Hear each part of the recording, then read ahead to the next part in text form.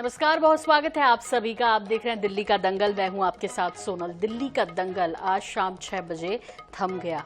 जी हां, अब 8 तारीख के दिन का इंतजार है जब 8 तारीख को नतीजे आएंगे और दिल्ली वालों का दिल किस पार्टी पर आया है ये देखना दिलचस्प होगा।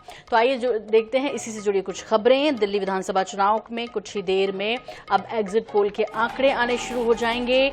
ईवीएम में बंद हो गई है दिल्ली वालों की किस्मत, आपको बता दें। जी हां, दिल्ली वालों ने किसकी किस्मत पर चार चांद लगाने के लिए सोचा है और किसको गद्दी से उतारने के लिए सोचा है, किसको गद्दी पर बिठाने के लिए सोचा है, ये सब कुछ पता चलेगा। लेकिन फिलहाल हम बात कर रहे हैं एग्जिट पोल के आंकड़ों की, जो कि बस अब से कुछ देर के बाद आने शुरू हो जाएंगे। एग्जिट पोल पर INS 24/7 पर देखिए सबसे सटीक आंकड़े, और थोड़ी देर में हम आपके साथ साझा करेंगे एग्जिट पोल के वो सटीक आंकड़े जो सिर्फ और सिर्फ आप INS 24/7 पर देख सकते हैं। थोड़ी देर के बाद एग्जिट पोल क्या कह रहा है ये जानकारियां मिलना शुरू हो जाएगी। तो आपको बता दें कि दिल्ली की 70 सीटों के लिए वोटिंग का पूरी हो चुकी है और अब जिन बूथों पर जो लोग 6 बजे तक लाइन में लगे होते हैं उनको मौका मिलता है। तो साथ ही साथ अब चूंकि वक्त तो खत्म हो गया, लेकिन जो लाइन में है वो वोट डाल रहे हैं। यदि शाम 5 बजे तक की बात करें तो दिल्ली में 57.70% वोटिंग हुई है। ये एक अच्छा रिकॉर्ड कहा जा रहा है। ये भी कहा जा रहा है कि क्या पिछली बार के रिकॉर्ड को तोड़ देगी दिल्ली इस बार की वोटिंग प्रतिशत के मामले में, क्योंकि 63.83% मतदान नॉर्थ ईस्ट में हुआ है दिल्ली में। ये भाजपा सांसद मनोज तिवारी का संसदीय क्षेत्र है, आपको बता दें। राष्ट्रपति द्रौपदी मुर्मू, LG VK सक्सेना, विदेश मंत्री S जयशंकर, मुख्यमंत्री आतिशी, राहुल गांधी ने भी वोट डाला आज। इसके अलावा प्रियंका गांधी ने मां सोनिया और पति बेटे के साथ पहुंचकर वोट डाला। अरविंद केजरीवाल अपने माता पिता को व्हील चेयर पर लेकर पहुंचे वोट डालने के लिए। भाजपा ने आरोप लगाया है कि सीलमपुर में बुरके में महिलाओं से फर्जी मतदान करवाया गया। इस दौरान आप और भाजपा समर्थक एक दूसरे से भिड़ भी गए, जिसमें काफी हंगामा भी हुआ। बूथ लेवल ऑफिसर यानी BLO जिसको कहते हैं शॉर्ट में, उन्होंने माना कि किसी और के नाम पर दूसरे लोग वोट डाल गए हैं। हालांकि दिल्ली पुलिस ने जांच में कहा कि नाम एक जैसे होने की वजह से कुछ कंफ्यूजन हुआ है। आप सांसद संजय सिंह ने कहा कि नॉर्थ एवेन्यू N ब्लॉक में 2000 से 3000 रुपए बांटे गए और लोगों की उंगलियों पर स्याही लगाई गई। ये सब चुनाव आयोग की नाक के नीचे हो रहा है। वहीं आप विधायक पर फ्लाइंग किस देने के आरोप में FIR हुई। वोटिंग के दौरान आपके 2 विधायकों के खिलाफ FIR दर्ज की गई। दिनेश मोहनिया के खिलाफ एक महिला ने फ्लाइंग किस देने का केस दर्ज करा दिया। ओखला विधायक अमानुल्लाह खान के खिलाफ आचार संहिता के उल्लंघन का केस दर्ज किया गया। तो आज ये वो बड़ी बातें हैं जो कि हम बता रहे हैं आपको। दिल्ली चुनाव को लेकर वोटिंग संपन्न हो गई है। अब जो लोग कतारों में हैं, लाइनों में हैं, सिर्फ वो वोट दे पाएंगे, क्योंकि 6 बजे तक का वक्त था। और जिस तरह से शाम 5 बजे तक की बात करें तो 57% से अधिक रहा है, यानी जब जो लोग कतारों में लगे हैं उसके बाद ये वोटिंग प्रतिशत आएगा तो क्या ये समझा जाना चाहिए कि रिकॉर्ड टूटेगा वोटिंग प्रतिशत के मामले में भी, कि भाई इस बार लोगों ने बढ़ चढ़कर हिस्सा लिया है दिल्ली चुनावों में। तो 70 सीटों के लिए हो रहा है और कई दिग्गजों की किस्मत जो है दांव पर है। इस बीच चौका लगाने की उम्मीद के साथ जहां आपने पूरा जोर लगा दिया है, भले ही आपके तमाम बड़े नेता जो हैं आरोपों के बीच घिरे हुए हों, लेकिन इन सब के बीच उन्होंने कहीं जोश नहीं खोया और उस जोश के साथ साथ कई ताबड़तोड़ घोषणा पत्र में घोषणाएं भी कर दी। लेकिन इन सब से इतर न बीजेपी पीछे न कांग्रेस। भले जब हम बात करते हैं पीछे कुछ बीते सालों के मतदान प्रतिशत को देखने की, तब भी कांग्रेस के हाथ कुछ खास नहीं लगा और बीजेपी की उम्मीदें भी बढ़ी ही हैं हर बार।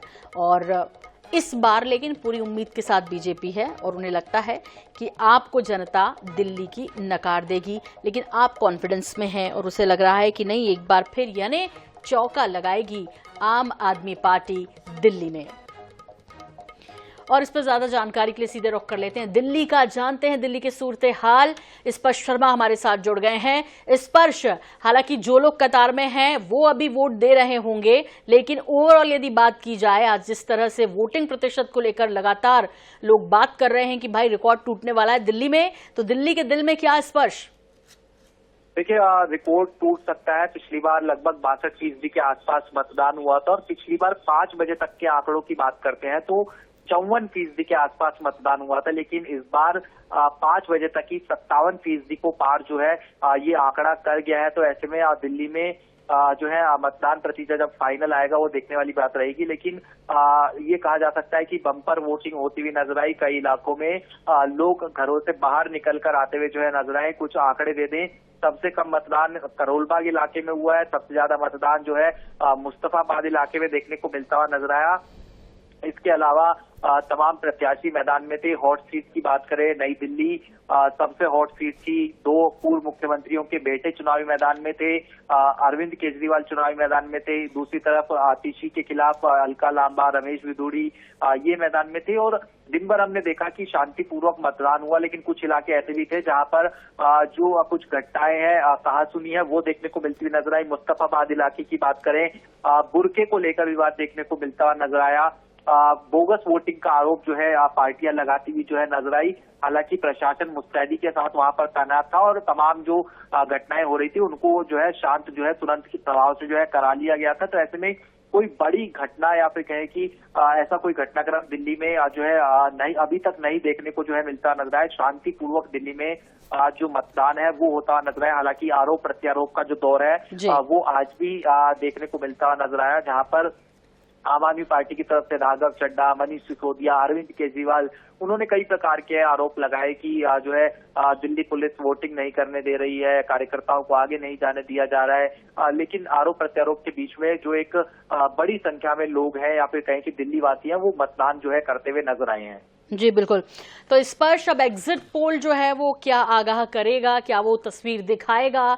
हम अब से कुछ देर के बाद एग्जिट पोल के आंकड़े क्या कह रहे हैं ये भी दर्शकों को बताएंगे। सिर्फ आयरिश 24/7 पर देखने के लिए बने रहिए हमारे साथ। फिलहाल क्या कुछ रहा है दिन भर दिल्ली में, दिल्ली के चुनाव के दौरान, ये बता रहे हैं स्पर्श शर्मा, हमारे साथ लगातार जुड़े हुए हैं। स्पर्श, जैसे आपने मुस्तफाबाद की बात की, मुस्लिम बाहुल इलाका है ये, और आज जिस तरह की खबरें आती रही कि जितने भी मुस्लिम बाहुल इलाके हैं, चाहे वो मटिया महल हो, ओखला हो या बल्लीमारा हो या बाबरपुर हो, सीलमपुर का जिक्र आपने किया ही है, मुस्तफाबाद का जिक्र आपने किया, इन तमाम जगहों पर वोटिंग प्रतिशत बहुत अच्छा रहा है। इसको किस तरह से देखा जाना चाहिए? क्योंकि धर्म युद्ध यदि देखें तो वो बीजेपी में इस बार खूब दिल्ली में बहुत देखने को मिला है। और यदि जब हम जाति समीकरण की बात करते हैं तो इस मामले में जिस तरह से 81% हिंदू हैं, 12% मुस्लिम हैं, 5% सिख भी हैं, इसको थोड़ा आपसे समझना है मुझे। देखिए ये जो सीटें गिनाई आपने, जिसमें बाबरपुर की बात करें, मुस्तफाबाद, बल्ली मारान, ये ऐसी सीटें हैं जो एक समय कांग्रेस की स्ट्रॉन्ग होल्ड वाली सीटें हुआ करती थी। और कांग्रेस ने 12 ऐसी सीटें चयनित की थी जिन पर कांग्रेस ने पूरा दम लगाकर चुनाव लड़ा, जिसमें सीलमपुर भी एक विधानसभा सीट देखने को मिलती हुई नजर आती है। और इन इलाकों में कांग्रेस को लग रहा है कि जो रिवाइवल का दौर कांग्रेस में अभी देखने को मिलता हुआ नजर आ रहा है, जहां पर कांग्रेस 0 सीटों से कितनी सीटों पर जो है आगे बढ़ती हुई नजर आ सकती है, कितना वोटिंग परसेंटेज कांग्रेस को इस विधानसभा चुनाव में मिलेगा, ये कांग्रेस जो है निगाहें बनाए हुए नजर आ रही है। ऐसे में इन इलाकों में अगर कांग्रेस को वोट पड़ता हुआ नजर आएगा तो निश्चित तौर पर इसका जो नुकसान है वो आता हुआ नजर आ सकता है। और ओवरऑल दिल्ली की भी स्थिति समझने की कोशिश करें, क्योंकि इस बार हमने देखा कि बड़े चेहरों के खिलाफ बड़े चेहरे जो है आम आदमी पार्टी या फिर बीजेपी, कांग्रेस, ये तीनों पार्टियां उतारती हुई जो है नजर आई।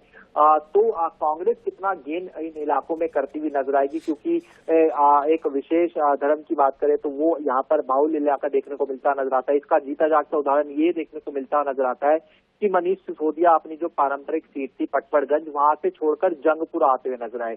जंगपुरा में मुस्लिम बाहुल इलाका वो भी देखने को मिलता नजर आता है। तो तमाम समीकरणों को साधने की कोशिश होती हुई नजर आई इस चुनाव में। क्षेत्रीय समीकरण, जातिगत समीकरण, धार्मिक समीकरण नेताओं ने देखा और उसके आधार पर टिकट वितरण भी होता नजर आया।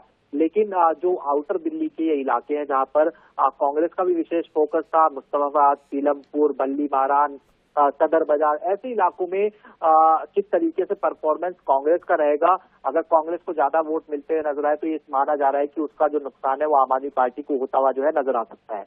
जी बिल्कुल।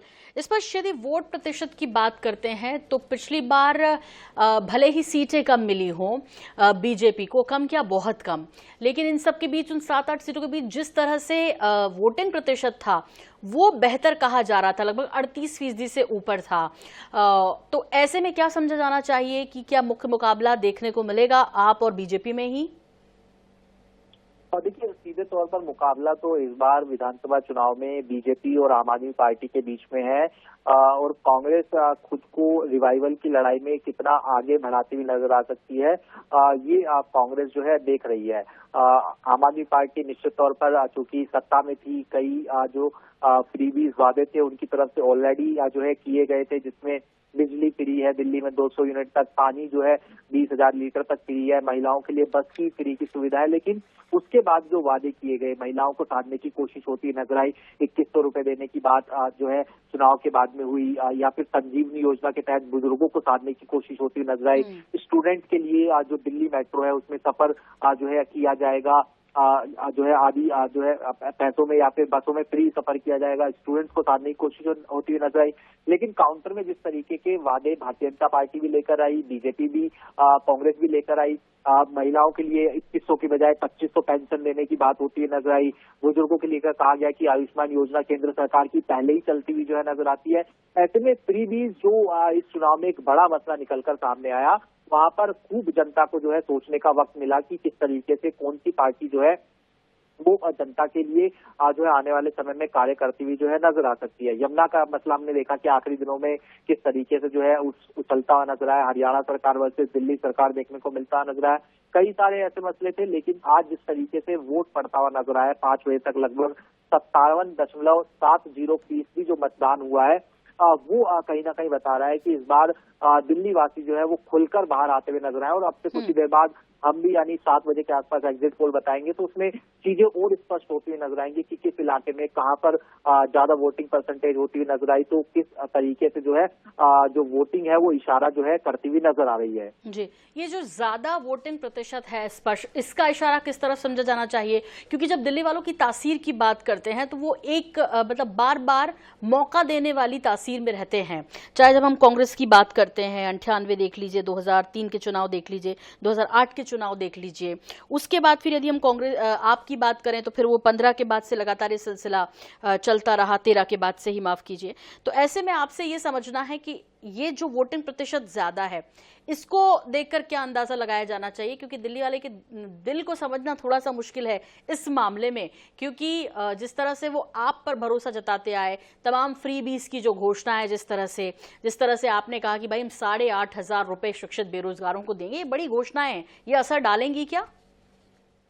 देखिए, अमूमन साइकोलॉजिस्ट की भाषा में समझे तो जो वोटिंग परसेंटेज बढ़ता हुआ नजर आता है वो सत्ता विरोधी लहर जो है कही जाती है। लेकिन पिछले कई चुनाव हमने देखे कि जहां पर वोटिंग परसेंटेज कम भी होता था तो जो सरकारें हैं वो रिपीट भी करती हुई जो है नजर आती थी। ऐसे में तमाम निगाहें जो है बूथ मैनेजमेंट पर हो जाती है, और बूथ मैनेजमेंट तमाम पॉलिटिकल पार्टी अपने अपने तरीके से करती हुई जो है नजर आती है। आम आदमी पार्टी हम जानते हैं कि उनका बूथ मैनेजमेंट या फिर कहें कि जो वोटर्स के बीच में पहुंचने की कोशिश होती थी आम आदमी पार्टी की, वो देसी अंदाज में होती थी। जो झुग्गी झोपड़ी में जो है पहुंचने की कवायद उनकी तरफ से देखने को मिलती नजर आती थी। लेकिन इस बार बीजेपी भी सीधे तौर पर बड़ी चुनौती देती हुई नजर आई, जहां पर जो केंद्रीय मंत्री हैं, केंद्रीय मंत्रियों के बाद में जो राज्यों के मुख्यमंत्री हैं, राज्यों के मुख्यमंत्री के बाद में स्टेट के जो मिनिस्टर्स हैं, पूर्व विधायक हैं, ऐसे तमाम नेताओं की जो ड्यूटी है वो जो है लगाई गई थी भारतीय जनता पार्टी की तरफ से भी,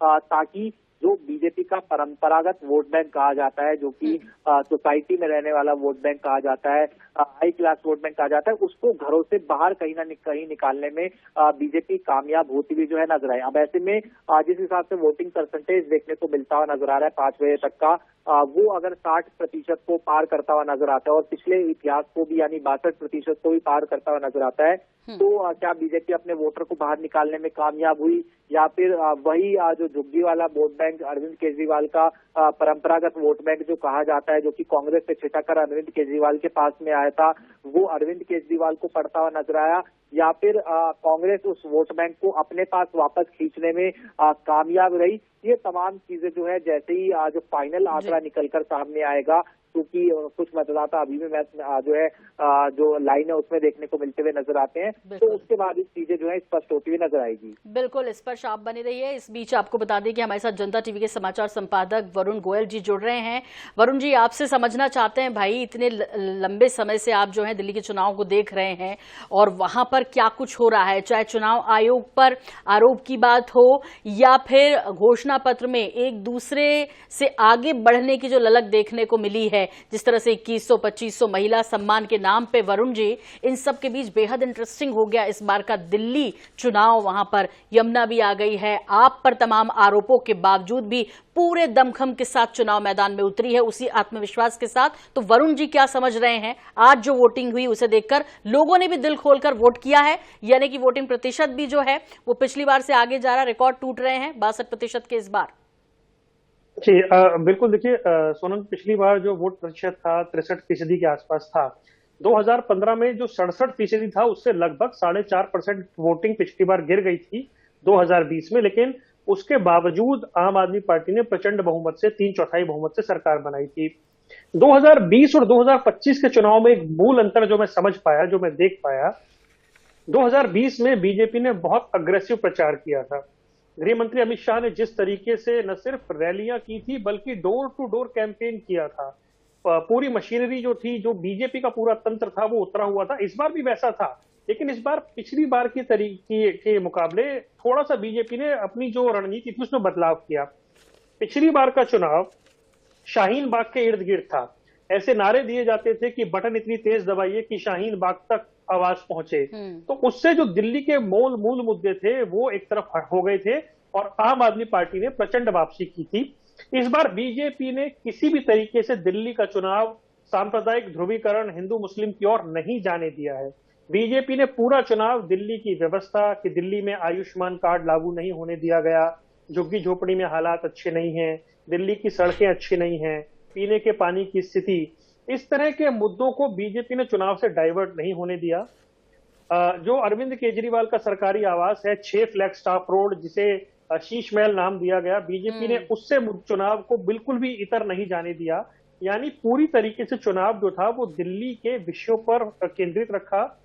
और आप ये देखिए कि दिल्ली में बीजेपी में संगठन में ये बड़ी मांग थी कि नूपुर शर्मा की वापसी करवाई जाए, उन्हें दिल्ली में टिकट दिया जाए, लेकिन बीजेपी ने ऐसा इसलिए नहीं किया कि नूपुर शर्मा के आने से फिर जो मूल मुद्दे हैं वो डाइवर्ट हो जाएंगे, फिर इधर से उधर हो जाएगा चुनाव। इसलिए बीजेपी की रणनीति इस बार 2020 के मुकाबले अलग थी। प्रधानमंत्री ने सिर्फ 3 रैलियां की हैं, गृह मंत्री अमित शाह की रैलियां हैं वो भी हुई हैं, लेकिन पिछली बार के मुकाबले कम रही हैं और एक संतुलन साधने की कोशिश के साथ बीजेपी इस पूरे चुनाव में उतरी है। अब बात करते हैं आम आदमी पार्टी की। उनका जो स्टाइल है, उन्होंने उसी स्टाइल में पूरा चुनाव लड़ा है। मैन टू मैन कनेक्ट करने की कोशिश की गई है। हालांकि बीजेपी की ये रणनीति की जो बड़े नेता हैं आम आदमी पार्टी के, वो अपनी सीटों पर ज्यादा उलझे रहें, इसमें तो बीजेपी कामयाब रही, क्योंकि सभी सीटों पर अरविंद केजरीवाल नहीं पहुंच पाए जो सबसे बड़े चेहरे हैं। नई दिल्ली में उन्हें काफी ज्यादा जो है स्ट्रगल करना पड़ा, संघर्ष करना पड़ा, क्योंकि इसमें सिर्फ बीजेपी नहीं, क्योंकि इसमें कांग्रेस भी थी। संदीप दीक्षित को उतारा, यानी पूर्व मुख्यमंत्री अरविंद केजरीवाल के सामने 2 दिल्ली के पूर्व मुख्यमंत्रियों के बेटे, एक साहिब सिंह वर्मा के बेटे परवेश वर्मा, एक शीला दीक्षित के बेटे संदीप दीक्षित। तो उस सीट पर अरविंद केजरीवाल को काफी ज्यादा समय देना पड़ा, बाहर की सीटों पर बहुत कैंपेन नहीं कर पाए। क्योंकि दूसरी ओर हम बात करें मनीष सिसोदिया की, पिछली बार वो सिर्फ 3000 वोट से जीते थे। उन्होंने अपनी सीट पटपटगंज छोड़कर वो शिफ्ट हो गए जंगपुरा में। जंगपुरा में कांग्रेस ने दिल्ली के पूर्व मेयर फरहाद सूरी को उतार दिया, तो अरविंद केजरीवाल, मनीष सिसोदिया को वहां ज्यादा समय देना पड़ा, खुद अरविंद केजरीवाल को जाके उनके लिए कैंपेन करना पड़ा। आतिशी के सामने, उन्हीं के सामने उसी क्षेत्र से 2 बार के सांसद रहे रमेश बिधूड़ी को बीजेपी ने उतार दिया। तो महिला कांग्रेस की अध्यक्ष अलका लांबा को कांग्रेस ने उतार दिया। तो जो आम आदमी पार्टी को इस चुनाव में जिस तरीके से मेहनत करनी पड़ी है, ज्यादा क्या कहते हैं प्रयास करने पड़े हैं, उसके पीछे बीजेपी की रणनीति के अलावा कांग्रेस ने जो कुछ सीटों पर सिर्फ, हाँ ये एक बात सच्ची है कि पूरी दिल्ली में कांग्रेस ने वैसा चुनाव नहीं लड़ा जैसी उम्मीद की जा रही थी। कांग्रेस ने चुनिंदा सीटों पर, बड़ी सीटों पर मजबूत चेहरे उतार के इस चुनाव को दिलचस्प बनाया है। सभी सीटों पर नहीं बनाया है, कुछ सीटों पर बनाया है। बीजेपी चाहती थी कि कांग्रेस अच्छा चुनाव लड़े, क्योंकि कांग्रेस अच्छा चुनाव लड़ेगी तभी बीजेपी के लिए जीत की संभावना है। पिछली बार बीजेपी ने 38.5% वोट लिया था। आम आदमी पार्टी का वोट परसेंटेज 53% था। वो 15% का गैप जो था वो कांग्रेस से भरने की उम्मीद थी, लेकिन कांग्रेस ने सिर्फ 4.5% वोट पिछली बार लिया था।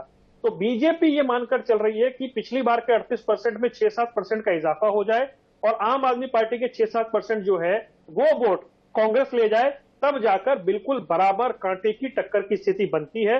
अब आज की पोलिंग तो ये बता रही है कि बेहतर मतदान हुआ है। वोटर कहां कितना बटा है, इसके लिए 8 तारीख का इंतजार करना होगा। बिल्कुल ठीक कह रहे हैं। हालांकि INS 24/7 अब से कुछ देर के बाद ही दर्शकों को बताएगा एग्जिट पोल क्या कह रहे हैं। और जैसे वरुण जी ने कहा कि एग्जिट पोल तो हम 8 फरवरी को आपके सामने रखेंगे, चाहे वो INH हो या जनता टीवी हो, लगातार आपको सबसे पहले सही आंकड़े सटीक विश्लेषण के साथ दिखाएगा। लेकिन इस सबके बीच वरुण जी एक बहुत महत्वपूर्ण बात है, और वो ये है कि 18% जो स्विंग वोटर्स होते हैं, चूंकि ठीक 9 महीने पहले जब दिल्ली विधानसभा के चुनाव होते हैं, उसके 9 महीने पहले लगभग लोकसभा चुनाव होते हैं। पिछले 3 बार के रिकॉर्ड्स को देखते हैं तो बीजेपी ने सभी सीटों को जीतते हुए ये सिद्ध कर दिया कि भाई वो लोकसभा में तो दिल्ली की जनता का दिल जीत लेती है। लेकिन ये 9 महीने का कम अंतराल होने के बावजूद भी बहुत अलग तरीके से दिल्ली के लोग वोट करते हैं, और नतीजे पिछले 3 बार के क्या रहे वो आपको भी पता है। ऐसे में इस बार क्या उम्मीद करनी चाहिए? और आप चूंकि दिल्ली में रहते हैं तो इन चीजों को आप बेहतर बता सकते हैं कि सबसे बड़ी समस्याएं इस वक्त जो दिल्ली वालों की है वो कौन कौन सी हैं वरुण जी? जी, आप तो सोनम जी 3 चुनाव की बात कर रही है, मैं आपको और पीछे ले जाता हूं। 1999 के चुनाव में बीजेपी ने 7 में से 6 लोकसभा सीटें जीती थी और शीला दीक्षित की सरकार थी। तो दिल्ली की जो तासीर है थोड़ी ऐसी है कि जिसको समझना थोड़ा सा अलग रहता है। लोकसभा चुनाव में दिल्ली तय करती है कि उसे केंद्र में किसके साथ जाना है। विधानसभा में शीला दीक्षित के जाने के बाद जो केंद्र की राजनीति है कि नरेंद्र मोदी के सामने कोई चेहरा नहीं, वो दिल्ली की राजनीति है। उस जगह को अरविंद केजरीवाल ने भरा। अरविंद केजरीवाल के सामने चेहरा कौन? ना वो चेहरा बीजेपी दे पाई इतने सालों में, ना वो चेहरा कांग्रेस दे पाई इतने सालों में। इसलिए वो जो चेहरे की राजनीति है वहां दिक्कत आती है। ठीक है। अब जैसे आपने बात की दिल्ली के मूल मुद्दों की, तो दिल्ली के मूल मुद्दों में आम आदमी पार्टी के पास एजुकेशन सिस्टम, फ्री इलेक्ट्रिसिटी, महिलाओं का बस में फ्री सफर करना, ये वो बड़ी बातें हैं जिनको वो आगे रखते हैं। बीजेपी ये बताती है कि दिल्ली का डेवलपमेंट, दिल्ली का विकास रुक गया है, दिल्ली की सड़कों की स्थिति खराब है, दिल्ली का जो स्लम एरिया है वहाँ हालात नहीं। बीजेपी क्या बताती है वरुण जी? मैंने तो बोला आप वहाँ रहते हैं, आप बताइए कि क्या स्थिति है, बहुत संक्षेप में, मुझे ब्रेक लेना है। जी, मैं जल्दी से आपको बता देता हूँ। देखिए, दिल्ली में जो ये कल्चर है फ्री बिजली, फ्री सड़क का, ये सबको प्रभावित करता है और आदमी अंत तक इसको सोचता है। लेकिन बुनियादी तौर पर देश की राजधानी जिस तरह का डेवलपमेंट चाहती थी, बहुत सारे क्षेत्रों में लगता है वो दिखता नहीं, और उसकी वजह है केंद्र बनाम राज्य की लड़ाई कि इस विकास के लिए, इस विकास का क्रेडिट कौन लेगा, और जो विकास नहीं हो रहा तो उसके लिए जो अंग्रेजी में कहते हैं पासिंग द बकेट, वो टोकरी पास करने वाला जो व्यवहार है वो नुकसानदेह। बिल्कुल। तो इन चुनावों को लेकर आज जो वोटिंग हुई है उसे लेकर एग्जिट पोल बस आपसे कुछ देर के बाद हम आ रहे हैं। एक छोटे से ब्रेक के लिए रुक रहे हैं। बहुत शुक्रिया वरुण जी आपका भी, और एक छोटे से ब्रेक में जा रहे हैं, जल्दी लौट रहे हैं एग्जिट पोल लेकर। बने रहिए हमारे साथ।